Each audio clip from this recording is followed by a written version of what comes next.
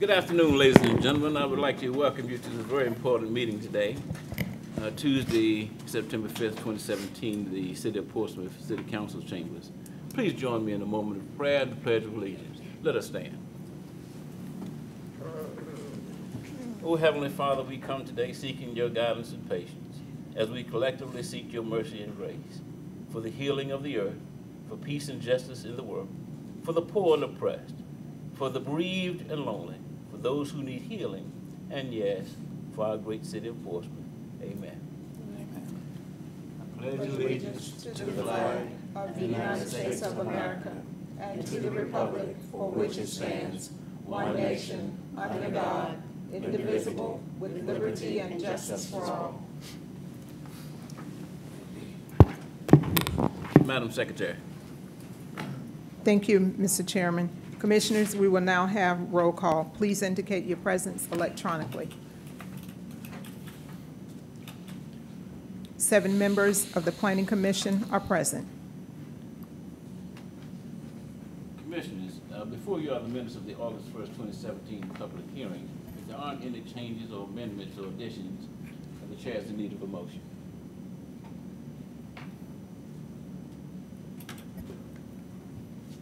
Commissioner Youngblood. Thank you, sir. I make a motion that we accept the minutes as presented. Commissioner Thompson. I second the motion. Madam Secretary.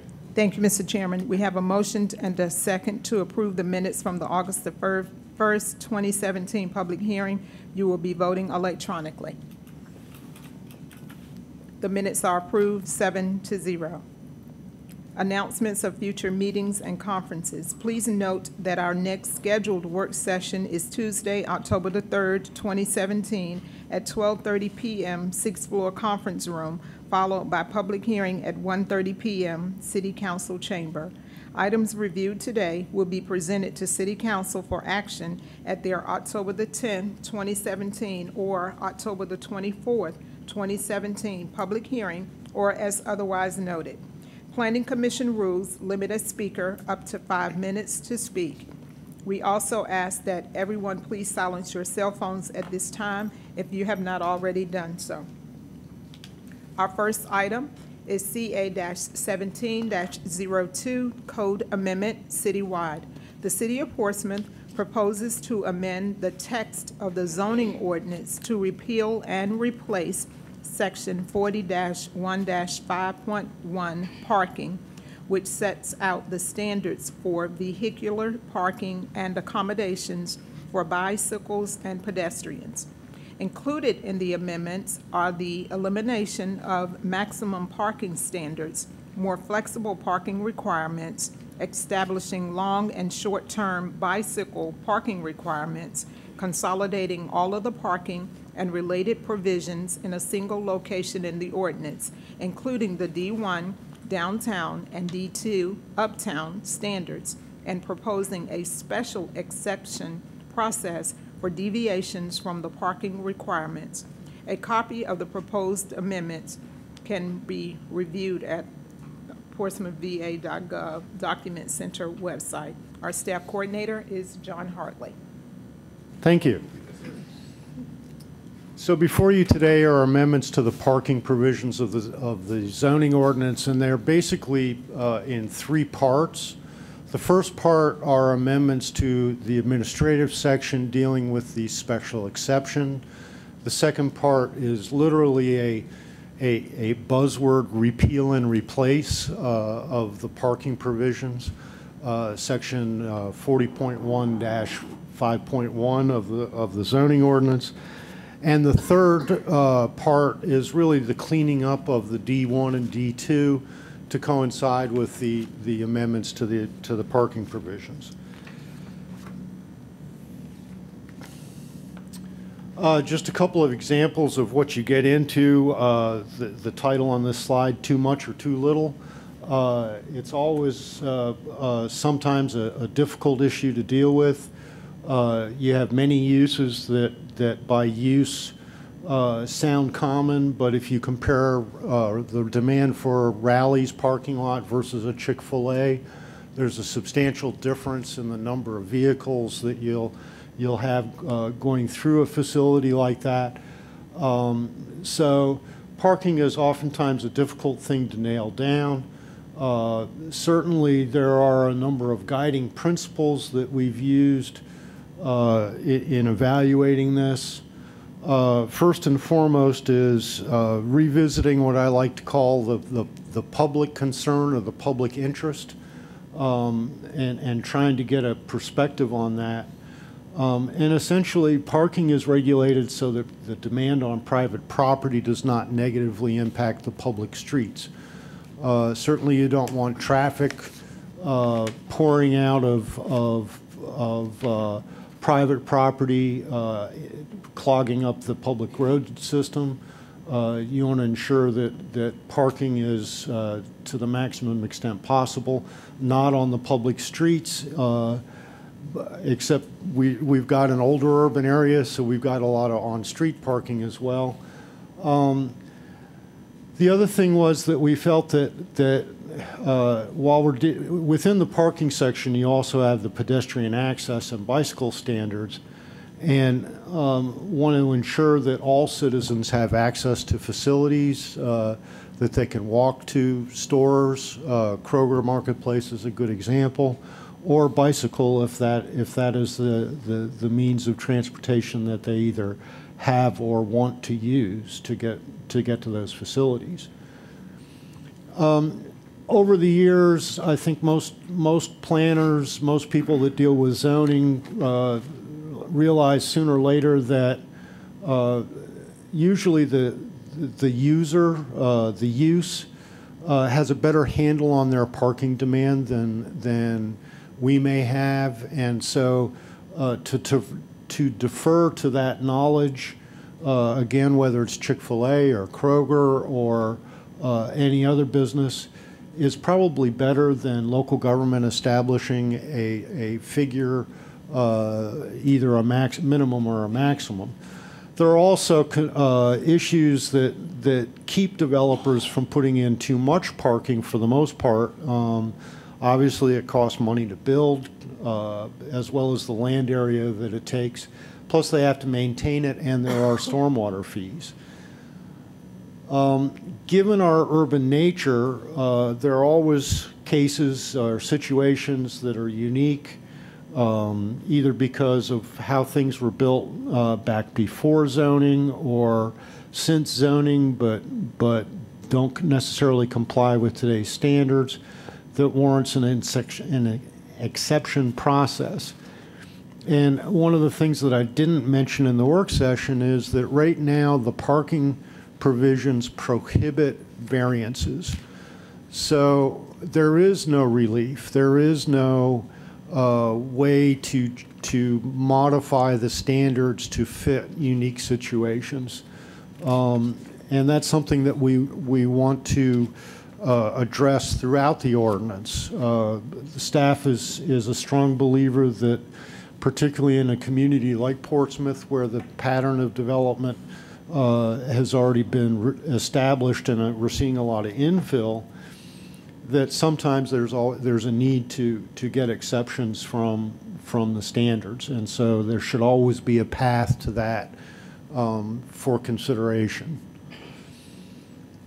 The proposed regulations do a number of things that have certainly driven staff nuts, in addition to the development community. Currently, we have maximum parking requirements. Those are proposed in the amendments to be totally eliminated. Again, each business should know what their parking demand is, and so why do we need maximums? The parking standards, we've built more flexibility into those parking standards, and in many cases actually lowered the required, the minimum required amount of parking that has to be built. We've consolidated all of the parking provisions under one section. That would be 5.1 of the zoning ordinance. Created a process for exceptions, and I'll explain that a little further in a minute. Right now, we have parking standard, or standards for parking of bicycles or storing of bicycles on site. There's just a single standard based on the size of the automobile parking lot size. What we're proposing is a short-term, which essentially is somebody who's going to and from to either visit for a short period or go to a business for a short period of time. But then there are also long-term needs for storing bicycles, and so we've addressed both short and long-term bicycle standards. We are proposing to eliminate the option that's currently in the ordinance for a transit demand management system, something that goes way beyond the function of our transit system today. And then finally, it's proposed to treat shopping centers as a single use, something that will prevent staff and businessmen from having to continually audit and update what the parking requirement is for a particular user within that shopping center. One of the things that I didn't emphasize, but after talking with a few of you after the work session, these are improvements that apply to private property. So when you get into an area like downtown where many of the businesses have no private land that is accessible from the street, it's essentially all public right-of-way. These standards wouldn't apply in those situations because really they don't have any place to appropriately put parking. And so we viewed that as a function that really the public sector needs to take a closer look at and do more of the heavy lifting in the downtown area for providing parking for bicycles and so on. So, but again, all of the standards that we're essentially talking about deal with the development or redevelopment of private property, or in the case of public facilities, those public facilities. One of the changes that is proposed is the creation of a special exception process. Really, its authority comes from the same authority for use permits, which you see on a regular basis. But in the case of a special exception, it's a request that would go to the Board of Zoning Appeals, and they would consider it based upon the authority that's granted to them by City Council to consider those. So if you look at the provisions that are proposed, there are general requirements for a special exception, but then for a special exception related to parking, there are specific criteria above and beyond that that need to be met. And those would be considered by the Board of Zoning Appeals.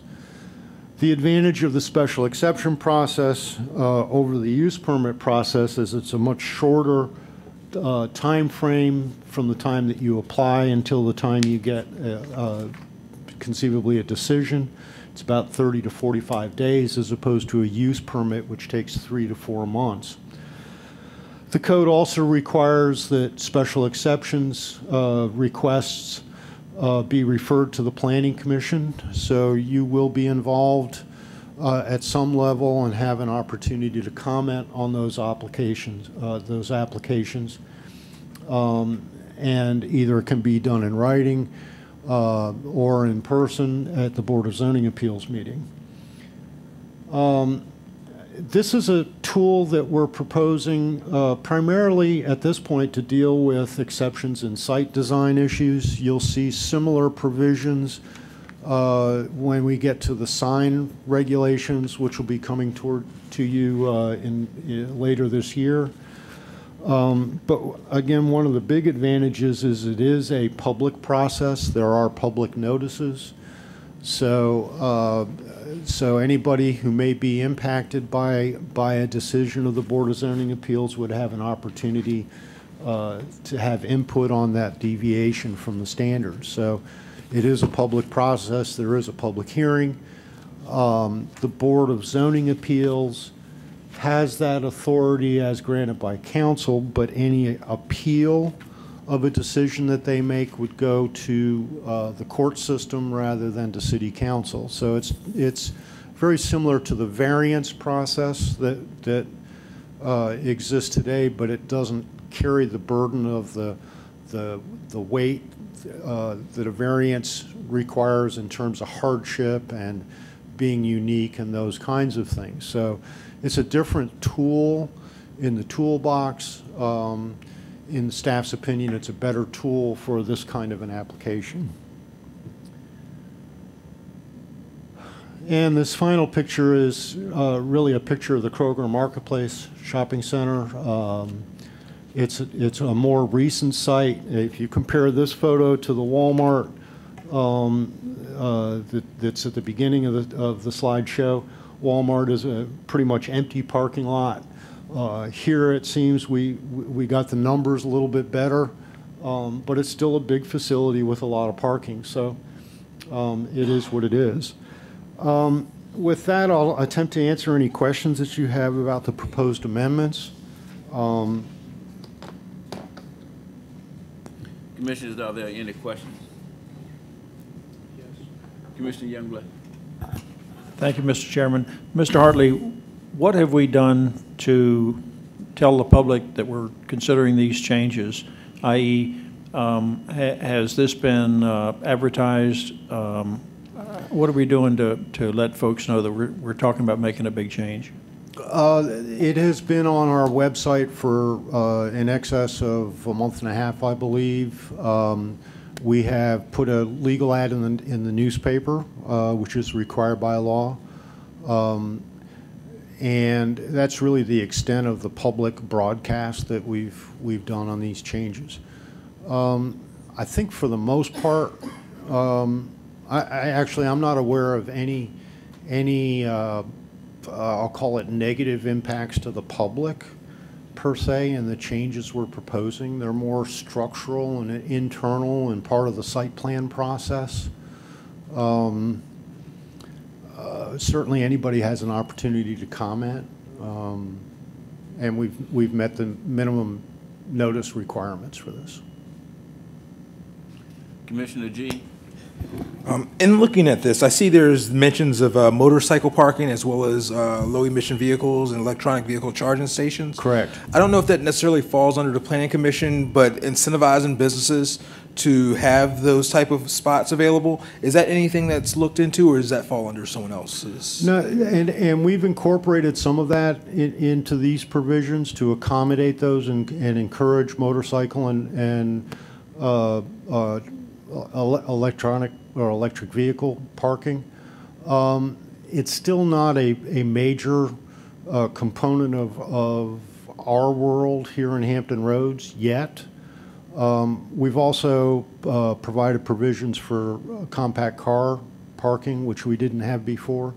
So there's some of those nuanced changes that recognize that parking is a much bigger thing than just our automobile, and accommodating that. So those are some of the things that we wanted to make sure we recognized in the ordinance.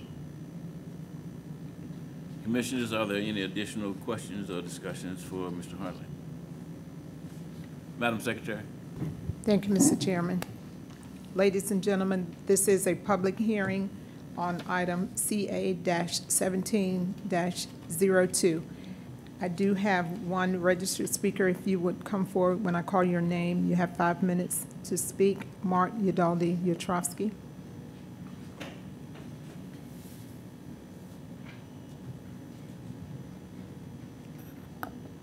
Thank you, Madam Secretary. Mr. Chair, honorable commissioners, and fellow interested parties.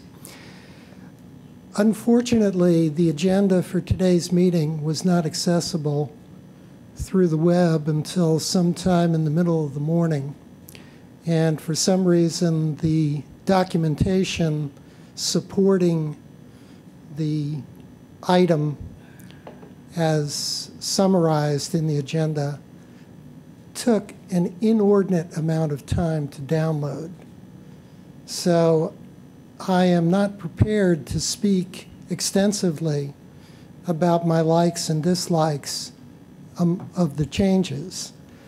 I assume that the number of people beating on the planning department's door to see the documentation in accordance with the advertisement that appears in the publications of general circulation was not large, perhaps non-existent. So, speaking to Commissioner Youngblood's concern, I don't believe the public is aware of what is incorporated here. And when you talk about parking, certainly it's of interest to those who are in business, but it's also a matter of interest to every homeowner and homesteader within the city of Portsmouth. There is the likelihood that you will incorporate something that will adversely affect large numbers of citizens here. So I would ask you to defer this item and to do a larger outreach to make people aware that this is in progress. I have grave concerns about that turn of phrase, having, what was that? Repeal and replace. It has garnered a certain negative association from other levels of government. But surely it is going to be far-reaching in the city, and it deserves more public conversation. I would really like to see items of this type get the Build One Portsmouth treatment, where you have targeted and general outreach to discuss these issues, because there may be items within, if you're going into the parking regulations in the zoning ordinance, there are other areas that citizens in general might like to see improved. Certainly as a former resident of Old Town, I felt the provisions for commercial parking in the downtown district were inadequate. And under the proposal, they remain inadequate. Essentially, you are robbing Peter to pay Paul by not having adequate facilities for business parking. You are impinging on already limited parking in the residential district, not just Old Town, but the sister district, Old Town South. So I really feel that this is not a fully formed proposal, and that the opportunity for the public to be heard on it is not adequate. Despite the fact that this will appear before City Council, there's still a lot of questions that people will have if they delve into what is being contemplated here. One final point, I have real concern about a process that goes through the Board of Zoning Appeals, whereby if a citizen has an objection to a proposal and the board does not give favorable attention to the citizen's concerns, the recourse is through the courts. That's an expensive process for a citizen, even for a civic league.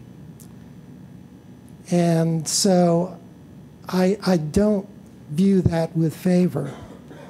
There needs to be another way to address that. I think City Council should be the board of ultimate decision on this type of matter.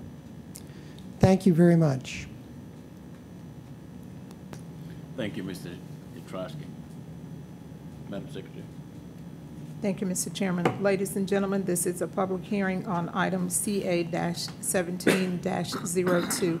If there's anyone here who did not get an opportunity to register and would like to address this conversation, this application, you may step forward, state your name and your address for the record, and you will be given up to 5 minutes to speak. Appearing to be none, Mr. Chairman, members of the Planning Commission, this public hearing is now closed.